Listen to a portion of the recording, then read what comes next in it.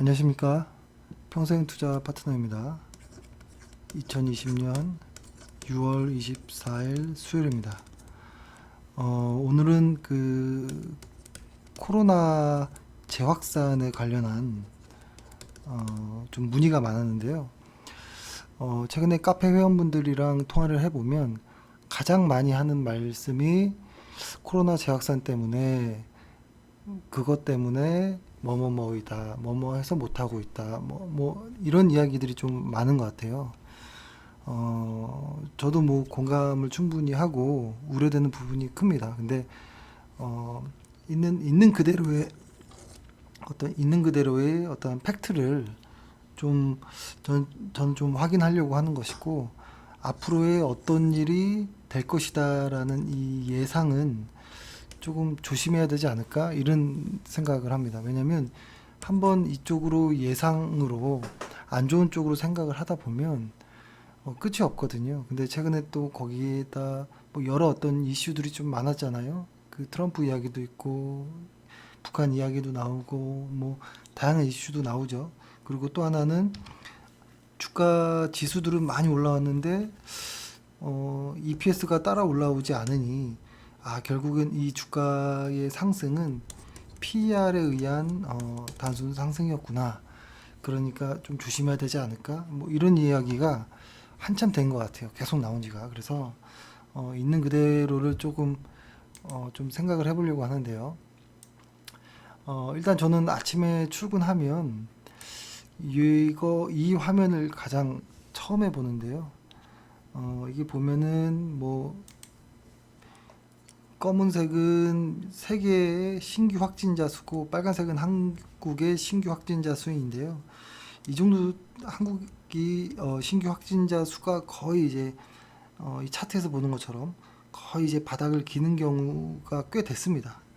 4월 부터는 거의 뭐 확진자 수가 거의 이제 비슷한 상태로 거의 이제 증가하지 않는 상태로 유지하고 있지만 신규 확진자 수는 상당히 늘고 있거든요. 그러니까 이것에 대한 우려가 좀 있는 것 같아요. 신규 확진자, 그러니까 한국은 괜찮지만 글로벌리 시장을 좀 보면 아직도 멀었다. 뭐 이런 내용들이인 것 같아요. 근데 여기서 이제 중요한 것은 신규 확진자 수가 분명 중요한 게 맞는데요.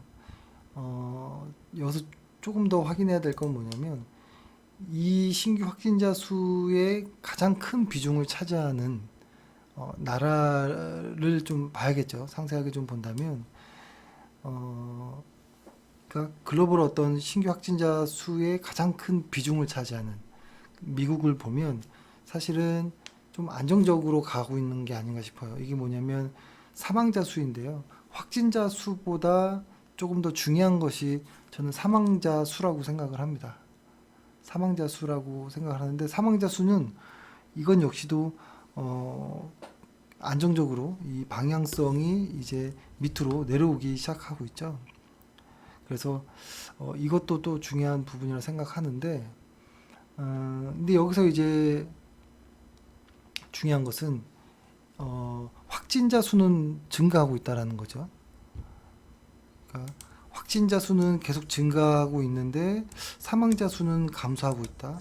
이거 뭘로 봐야 되지라고 생각해 보면 제가 생각할 때는 저는 일단 이렇게 생각합니다. 그 이유가 뭔가라고 보면 이건 것 같아요. 신규 확진자 수가 증가하는 것은 확진자 코로나 테스트가 증가하기 때문인 것 같아요. 코로나 테스트가 증가하니까 확진자 수는 많아질 수 있다라는 거죠. 과거보다 그 검사하는 그 테스트의 수가 계속 강하게 느니까. 근데 다만 그럼에도 의미 있는 숫자는 코로나 양성의 비율인데요. 양성 비율은 계속 낮아지고 있다라는 것이 일단 안정적입니다. 그렇다고 최근에 뭐 완전히 끝났다 뭐 이렇게 보기는 어렵겠지만 그렇다고 이게 확 증가한 것도 아니거든요.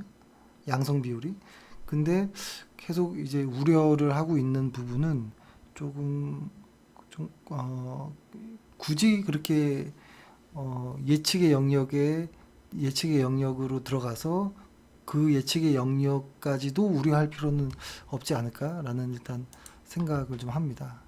그래서 분명히 걱정되는 부분이 있는 건 맞는 것 같아요. 그런데 이 보면은 예를 들어서 코스피로 한번 볼까요? 코스피의 일간 차트를 좀 보면 한국뿐만 아니고 다른 많은 나라들도 코로나 이전만큼의 그 주가 지수만큼 지수는 대부분 만회한 것 같아요. 근데 신규 확진자 수는 계속 느니까 이거 아직 코로나가 끝난 것도 아닌데 왜 이러지? 왜 이러지? 뭐 이런 이야기들이 많이 나오거든요. 그러니까 여기서 이제 우리가 좀 생각해 볼 거는 그 우려하는 것에 도대체 그 근거 가장 많은 내용은 뭘까라고 생각해 보면 처음에 말씀드렸던 것처럼 지수가 상승을 하려면 그러니까 자주 말씀드리죠. 이 주가라는 것은 EPS와 PER의 조합이라고 본다면 EPS라는 것들은 어떤 기업의 어떤 실적인 것이고 주가라고 보면 그리고 PER은 어떤 기대감, 뭐 유동성, 뭐 이런 것들이겠죠. 가능성 이런 것들.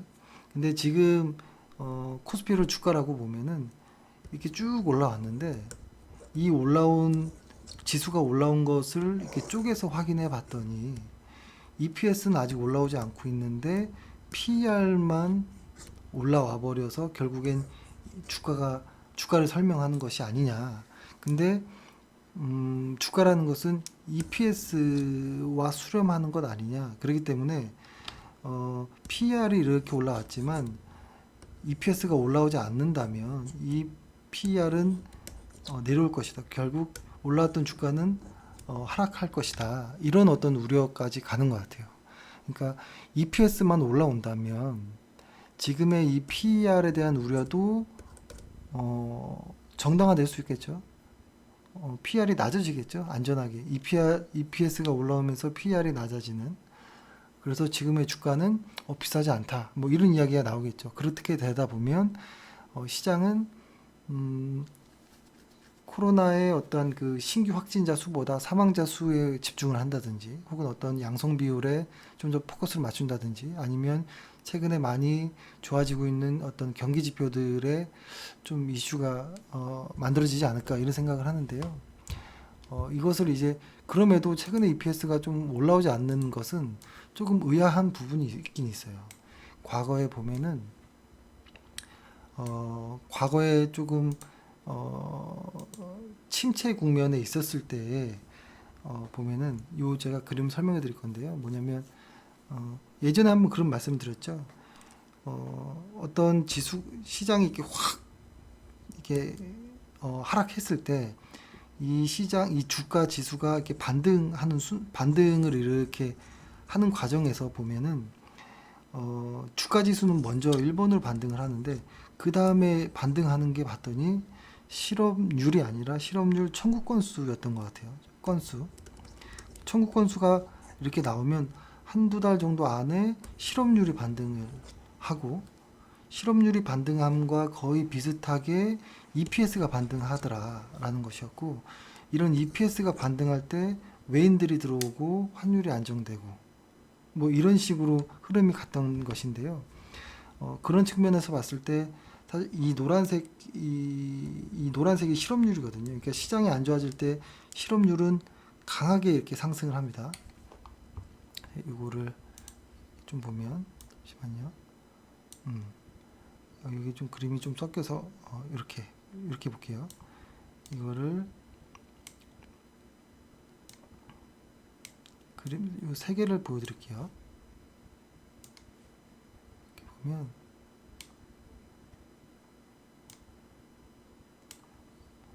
이게 이제 과거에 실업률이 확 증가했을 때의 모습이에요. 이 노란색이 실업률이에요.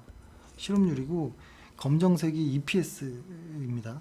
그러니까 아까 이야기했던 것처럼 주가 지수가 확 빠졌죠. 어떤 이유로 인해서 확 빠졌을 때 지수는 반등을 해요. 근데 이 반등할 때 불안하죠.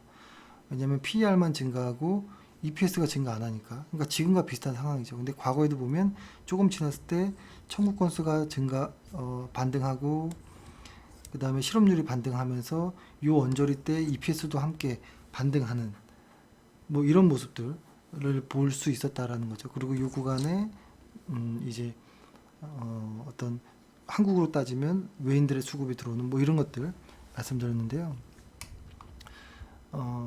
이 그림을 좀 설명해 보면 과거에도 시장이 안 좋으면 실업률이 확 증가합니다. 이 증가하면서 이 증가한 것이 예를 들어서 이 증가한 것 중에서 실업률이 이렇게 쭉 감소하면서 EPS는 이렇게 올라오거든요. 그렇죠? EPS가 사실 지수는 먼저 상승하기 시작하지만 근데 이것을 보면 알 수 있는 게 뭐냐면 요 어떤 무슨 사건이 발생한 이 순간 지점 요 있죠. 여기서부터 증가율은 확 올라가죠. 그리고 EPS들은 막 하락하겠죠. 하락하는데 실업률이 한 20% 정도만 이렇게 탁 돌려주면 이 전의 EPS까지 대부분 이렇게 EPS가 회복한다라는 거예요. 그러니까 우리가 실업률을 사실 중요하게 보는 이유는 연준이 가장 중요하게 보는 것이 물가와 실업률이기 때문에 그래요. 그리고 두 번째도 이 시기가 좀 다르지만 이때도 보면 실업률이 확 증가하면서 어떠한 이유로 그 다음에 EPS가 확 빠지잖아요. 그렇죠? 근데 실업률이 꺾이면서 한 20% 정도만 꺾이는 구간에 보통 한 회복을 하기 시작하는데 아무리 못해도 한 30% 바닥 대비해서 한 30% 정도는 회복을 했었던 것 같아요. 대부분 여기서도 그렇죠. 실업률이 확 증가하면서 EPS는 확 빠지는데 약간만 그러니까 이 올라간 것에서 마이너스 20% 정도만 하락해도 꽤 많은 정도의 바닥에서 EPS가 상승하거든요. 그러니까 그것들을 보면서 보통 이제 시장은 PER은 정당화를 하고 수급이 움직이면서 뭐라고 할까요? 움직이면서 주가 역시도 안정적으로 이제 오르는 것들을 보여주는데 최근의 거를 이렇게 보면 조금 다른 것 같아요. 이거는 뭐 왠지는 모르겠어요. 왠지는 모르겠지만 제 생각은 있지만 이거를 보면 조금 키워서 볼까요? 이렇게 보면은 코로나로 인해서 실업률이 확 증가하고서 벌써 꽤 많이 실업률이 꺾였는데 그렇게 되면 적어도 EPS가 그 당시 때 수준까지는 못 오더라도 적어도 한 최소한 30% 정도는 실업률이 올라왔어야 된다라는 거거든요. 근데 지금은 아주 미묘할 정도로 티도 안 날 정도라서 우려하는 부분이 더 큰 것 같아요. 그러니까 이것과 합쳐진 것 같아요. 코로나가 재확산된다라는 우려 이것들이 EPS가 안 올라오니까 더욱더 우려감들이 커지는 것 같은데요. 이제 이것이 이제 시장에 이제 가장 이제 주목할 부분인데 최근에는 이런 이야기들도 좀 많이 나오는 것 같아요. 그러니까 저 역시도 그런 생각이 있고요. 뭐냐면 증시가 과잉 반응해서 PER을 동반한 상승을 했다라기보다는 전문가들의 어떤 추정치들, EPS 추정치들이 실제 경기 회복 속도를 못 따라온다라는 것으로 보여요. 그러니까 어떤 시장에서 EPS를 추정하는 그 합들, 그러니까 그 EPS의 그 개인이 그 어떤 뭐 이렇게 여러 어떤 EPS들의 어떤 추정치들의 합이 이렇게 이것을 빨간색을 말하는 건데 지금 최근에 이 EPS를 추정하는 쪽의 어떤 전문가 그룹에서 수정이 변경이 좀 늦은 것 같아요. 실제로 최근에 좋아진 어떤 경제 지표들을 수정을 아직 안 하는 것 같은 아니면 수정이 조금 수정하는데 조금 고민하는 혹은 조금 더 지켜보자라고 하는 어떤 이런 좀 흐름인 것 같거든요. 뭐 이런 것들은 뭐 저의 생각이겠지만 저의 생각은 그렇습니다. 실업률이 한번 이렇게 꺾였는데 이것이 다시 엄청난 정도의 다시 상승으로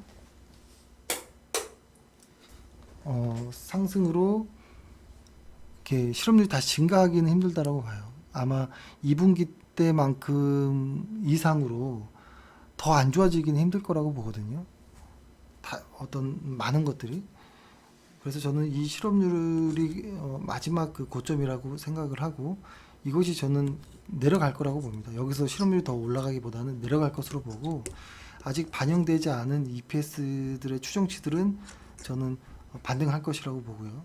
지금의 지수의 영역은 지금은 비싸 보이지만 EPS들이 반영되면 그렇게 비싼 건 아니네 라는 어떤 의견들이 생각들이 모아질 것이고 수급도 좋아지고 뭐 이러지 않을까 이런 생각을 하는데요. 그래서 저희 평투파의 입장은 하반기에는 우리가 실제로 동행하는 어떤 그 많은 지표들도 반등할 것으로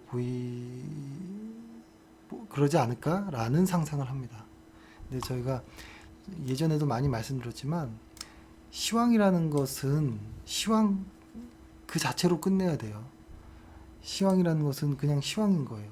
시황이 전부는 아니거든요. 그러니까 그렇기 때문에 그냥 내가 보유한 종목에 집중해야 되는데 다만 회원분들이 내가 보유한 내 보유 종목에 집중하기보다는 시황에 너무 집중하고 근데 그 시황 안에서 너무 아직 실제 그 수치와 다르게 너무 코로나의 어떤 재확산 우려를 예상하는 것 같아요. 그러니까 그 예상의 예상을 하는 안 좋은 쪽으로. 그래서 그냥 있는 그대로 좀 보자라는 것이고 최근에 EPS의 문제는 저희의 생각은 뭐 반영되지 않을까 다시 원래대로 뭐 이런 생각을 하는데 뭐 단기간은 아니겠죠. 그래서 EPS가 올라오기 전에는 분명 어떤 이렇게 시장이 이렇게 불안해하는 이런 요소들이 반영될 거라고 봅니다. 이렇게 막 들쑥날쑥한 이런 것들이. 그래서 그때까지는 리스크 관리를 해야 될 것이라고 보고요. 하지만 장기적으로 봤을 때는 2분기가 가장 저점이 아닐까. 3분기는 조금이라도 증가하지 않을까. 뭐 이런 생각을 해봅니다. 그래서 좀 긍정적인 생각을 하고요.